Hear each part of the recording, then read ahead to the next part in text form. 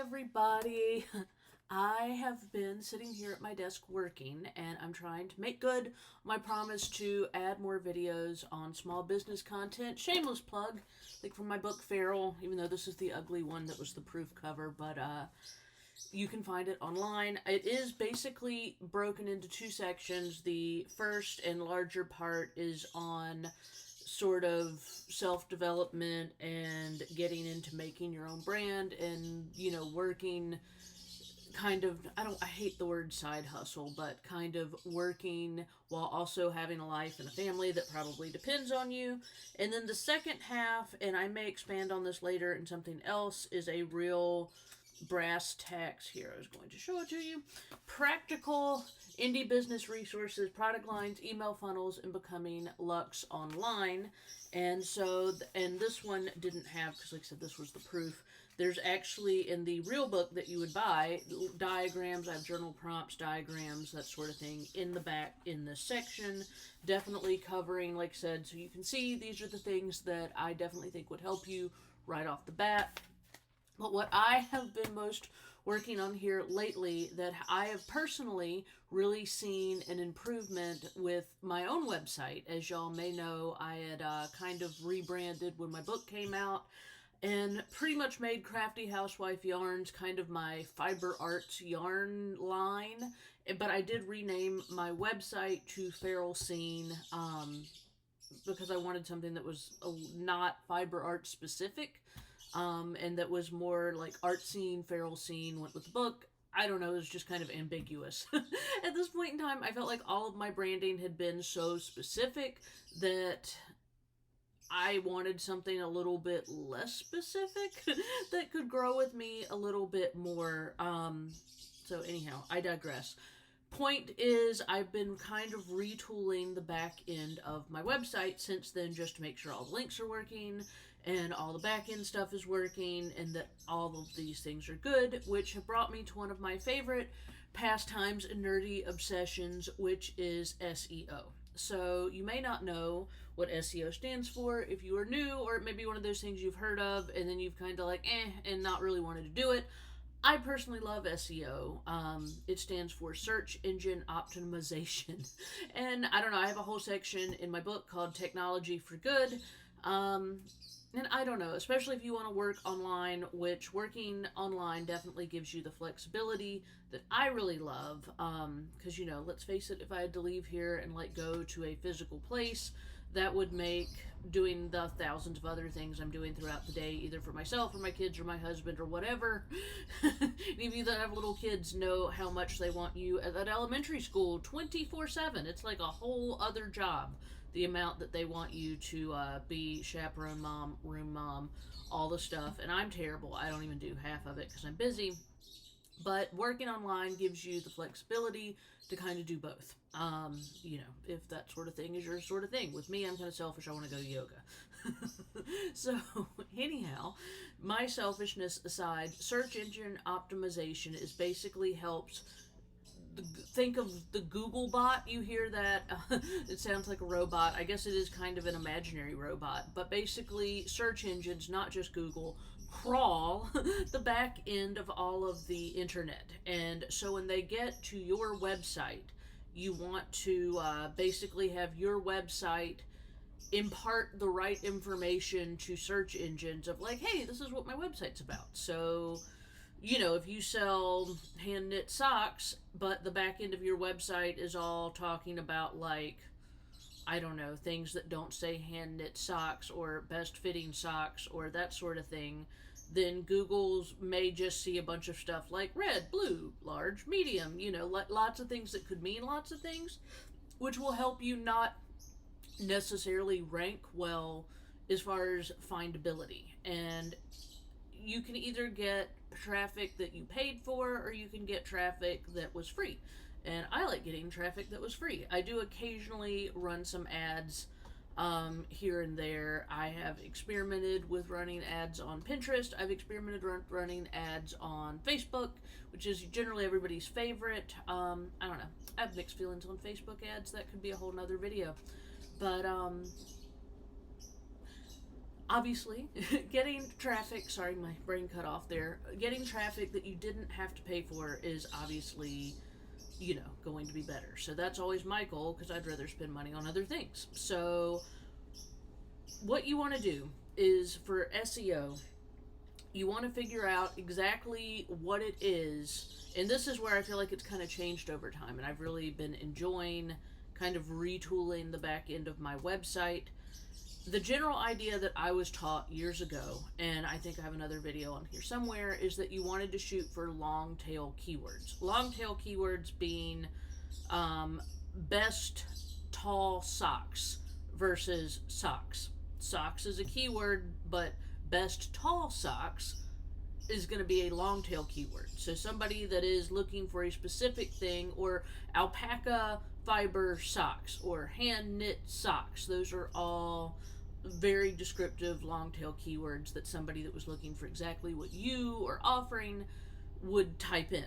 And so the general idea that I was taught was you want to incorporate all of these long tail keywords into your descriptions and titles and pages and all of that. And you don't want to keyword stuff. Keyword stuffing, apparently, back in the day, back in the Wild West, the internet, excuse me,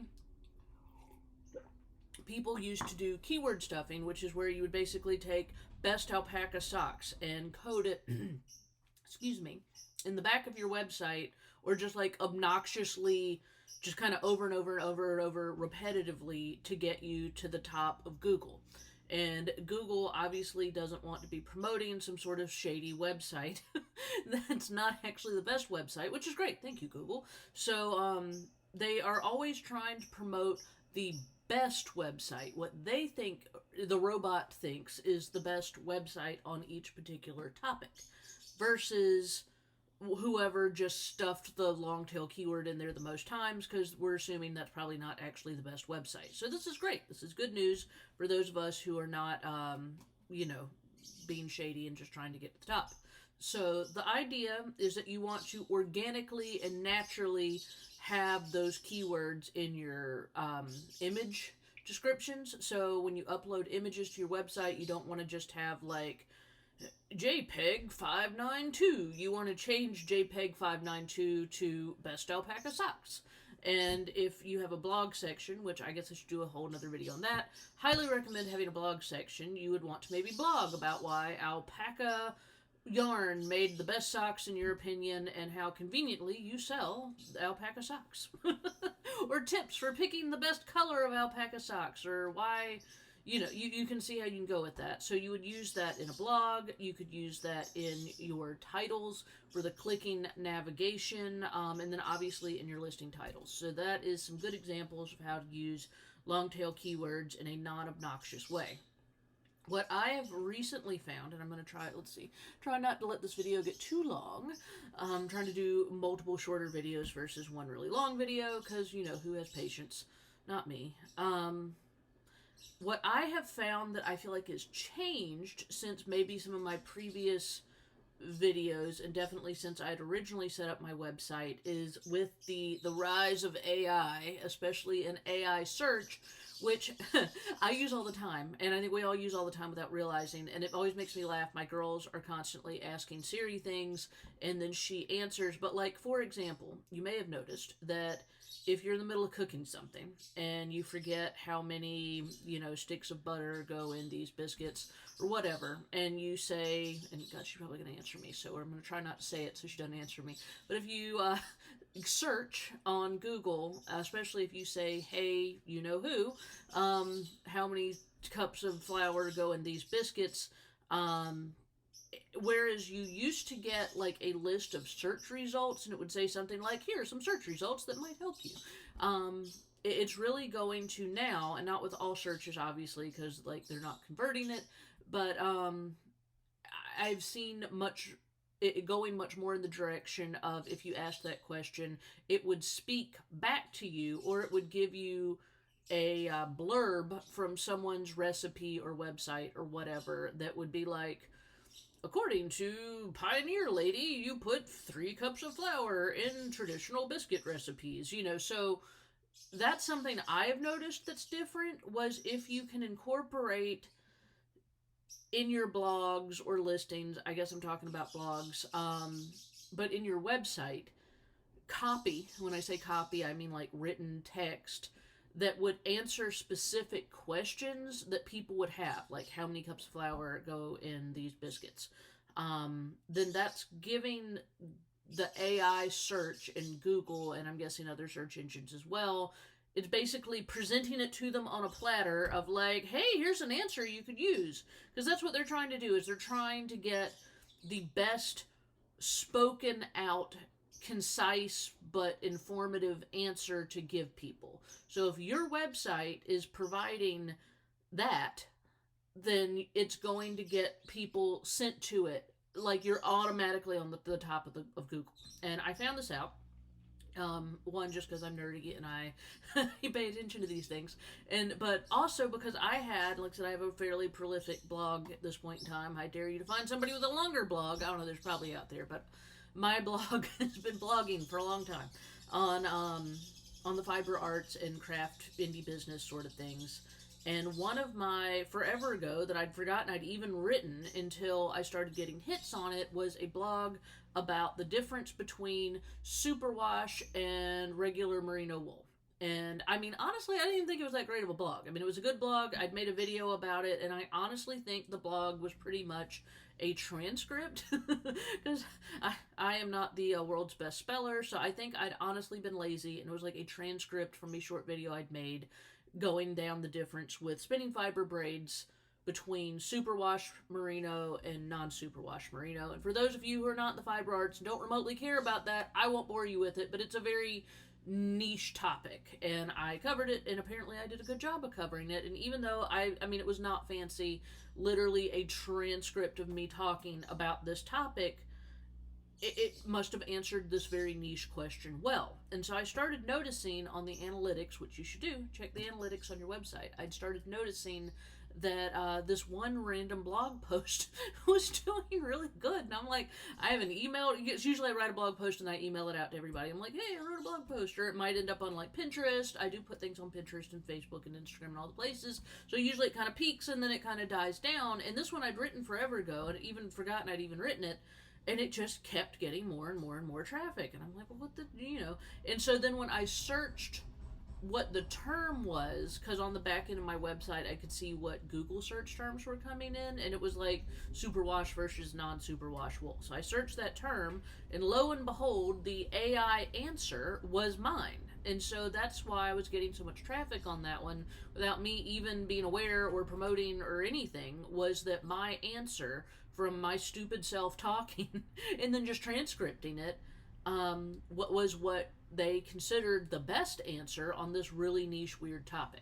So that post clearly, so then what I've been doing, and so this has been fun, is I've been going back into my higher hit pages, because like I said, half of them are weird things like that I wouldn't even, I just kind of made to be helpful. It wasn't any sort of a, something I really tried hard on. I was just a topic I was trying to be helpful on.